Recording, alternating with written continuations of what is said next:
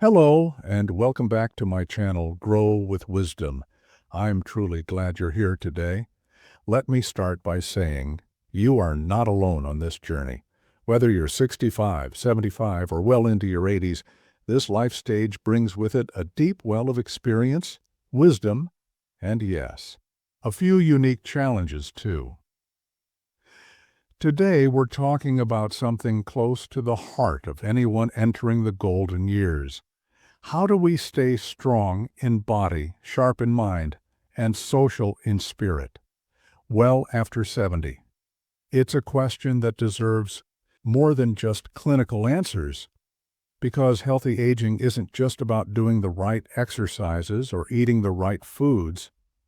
It's about creating a rhythm to your days that keeps you energized, connected, and fulfilled. A daily routine that doesn't feel like a chore, but rather a gentle companion guiding you through each day. In this video, I'll walk you through 3 simple yet powerful practices you can incorporate into your everyday life. These aren't gimmicks or trends. They're time-tested habits that work, whether you're still quite active or dealing with a few health setbacks. You'll meet people just like you. Real stories, real routines, and discover that even small changes can lead to lasting strength, mental clarity, and a renewed sense of connection. So, stay with me until the end, because the last tip might just be the one that opens a new door in your life, one you didn't even realize was waiting. Now, let's get started with number 1. Stay strong, movement that fits your life. Strength isn't just for the young, it's for the living. There's a quiet power in knowing your body can carry you through the day. Getting up from a chair without struggle, climbing stairs with steady legs, opening a jar without hesitation. These small acts of independence are the foundation of a life well lived. Take Helen, for example. She's 78. A retired school teacher who lives alone in a little cottage near the coast. A few years ago, she noticed her legs felt weaker, and she began to fear falling. But instead of giving in to that fear, Helen made a choice. Every morning before she makes her tea, she stands behind her kitchen chair and does 10 gentle squats holding onto the backrest for support. It's just part of my morning now, she says, like brushing my teeth. It reminds me that I'm still here, still capable. Movement doesn't have to mean going to a gym or doing something fancy. In fact, the best daily strength routine is one that fits you, your body, your energy, your lifestyle. Here are a few easy ways to stay strong each day. Chair exercises. If standing feels unsteady, sit tall in a sturdy chair. Try slow leg lifts, gentle arm raises, or ankle circles. Even 5 minutes a day can make a difference over time. Walking with purpose. A 15 minutes walk around your home or block, maybe with a neighbor or grandchild, keeps your legs strong, your lungs clear, and your heart light. Balance practice. Stand near a wall or countertop and lift one foot off the floor for a few seconds at a time. You're training your body to stay grounded and centered, which can help prevent falls. And remember, it's not about intensity, it's about consistency. Your muscles and joints respond to daily care, not occasional bursts. John, 82, lives in Arizona and swears by his morning stretch routine. 5 minutes on the porch with my arms up toward the sun.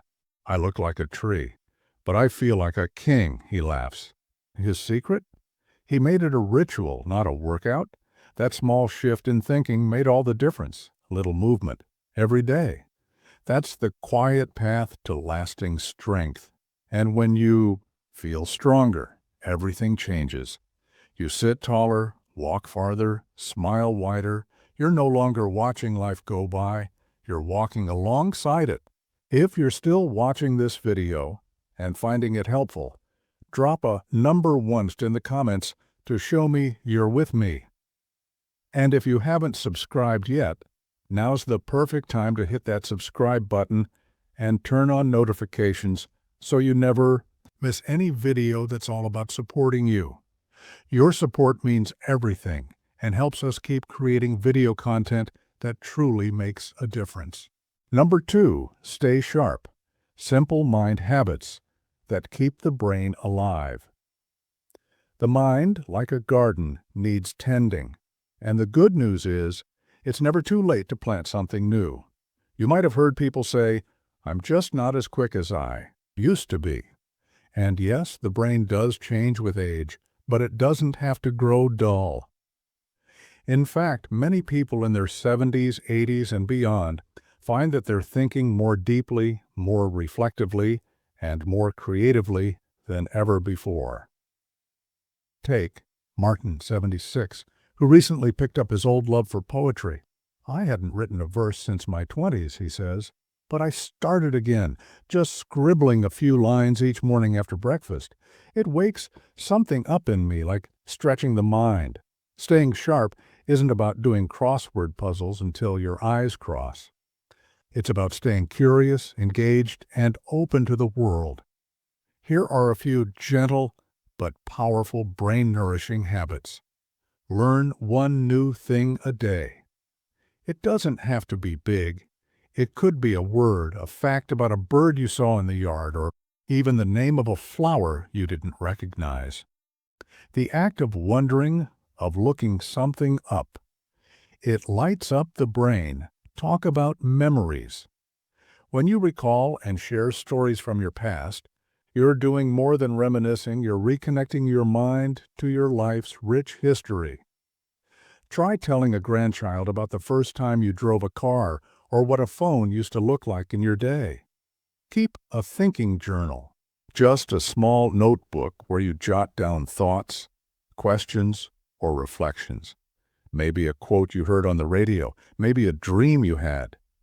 Writing, even just a few lines, keeps the brain organized and expressive, music and language. Listening to music you love and music that's new to you stimulates emotional memory and creativity. And if you've ever wanted to learn a new language, now's the time.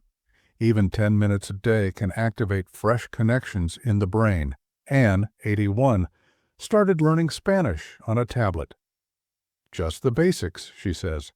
"But when I say buenos dias to the mailman, I feel like I've opened a new door in my mind."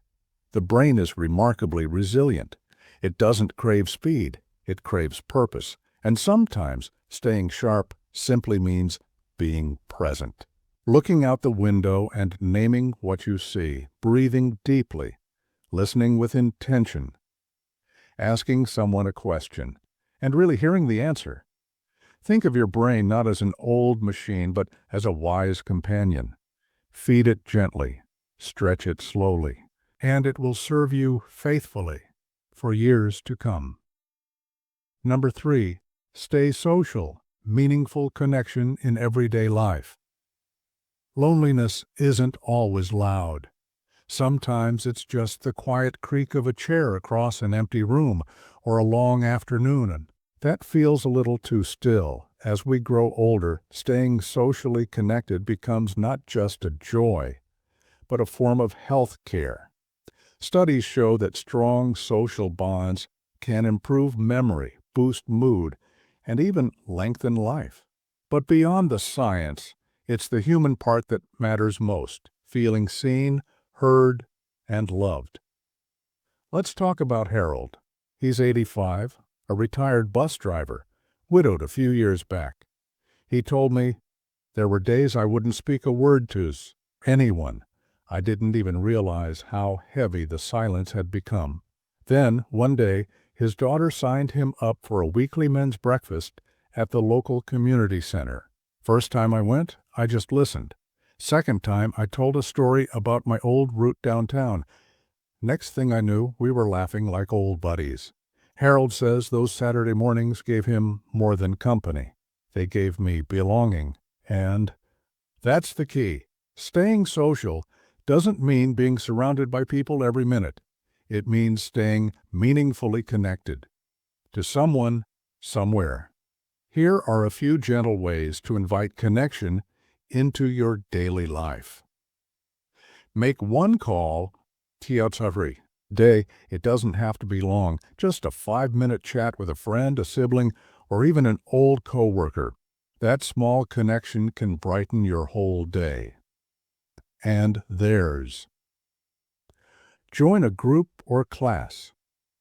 It could be a walking club, a book circle, a quilting group, or even a virtual class from your local library. Engaging with others around a shared interest brings warmth and familiarity. Write letters or voice messages. In this digital age, a handwritten letter is a gift, and if writing feels tough, consider sending voice recordings to grandkids or friends. Your voice, your stories, they're treasures. Smile and greet. The cashier, the neighbor, the delivery person. Your simple kindness might be the only friendly word they hear that day, and often they'll give you one back. Share a meal. Invite someone over for a simple lunch, or eat together over a video call. Breaking bread, even virtually, has a beautiful way of reminding us we're not alone. Clara, 79, lives in a retirement community in Oregon. She started a porch coffee circle every Friday morning, just 3 ladies with thermoses and folding chairs. We talk about everything and nothing, she says, but it makes my heart feel full. The truth is, relationships don't have to be perfect or long. Even a few moments of genuine connection each day can fill your cup. And if you're watching this and feeling a bit isolated, please hear this. It's never too late to reach out. Never too late to make a new friend, to rekindle an old one, or to simply be present with someone else, in silence or in joy. You are worth knowing. You are worth spending time with. Let your days be lit not just by the sun, but by the warm light of shared humanity. Now, let's move on to the final thoughts. Aging is not a decline, and it's a deepening. Each year, each wrinkle, each memory etched into your story, they're not signs of fading. They're marks of a life fully lived and still unfolding. We often hear the phrase, getting older, but what if we thought of it instead as growing further? Because that's what you're doing, growing in strength, growing in wisdom, and growing in presence. The 3 habits we talked about today, staying strong, staying sharp, and staying social, are not rules or burdens. They're gentle paths, invitations, daily reminders that your life at this very stage still holds so much beauty, so much richness, so much possibility. Helen's morning squats, Martin's poems, Harold's Saturday breakfast, Clara's porch, coffee. They may seem like small things, but together they form something greater, a life filled with meaning. So ask yourself lovingly and without pressure, what's one thing I can do today to nourish my body? What's one thought I can explore to stretch my mind? What's one soul I can connect with to open my heart? Let your days be shaped not by routines of survival, but by rituals of joy. Not by fear of what you've lost, but by celebration of all that you still have. And if you've ever doubted your value, please let me gently remind you, your presence matters. Your voice matters. Even now, and especially now, you matter. So take a deep breath. Feel your feet on the ground. Smile at the sky. And know this, the journey isn't over. It's simply shifting to a wiser, richer rhythm. Keep walking it. Clout, one kind step at a time.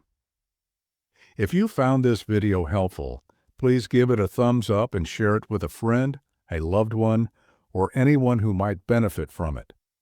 And please don't forget to subscribe to Grow with Wisdom for more inspiring and thoughtful video content crafted just for you. I'd love to hear from you. What part of today's video resonated with you the most? Drop your thoughts in the comments below, and let's continue supporting and uplifting each other on this journey. Thank you so much for watching. Until next time, take care, keep smiling, and most importantly, keep growing with wisdom.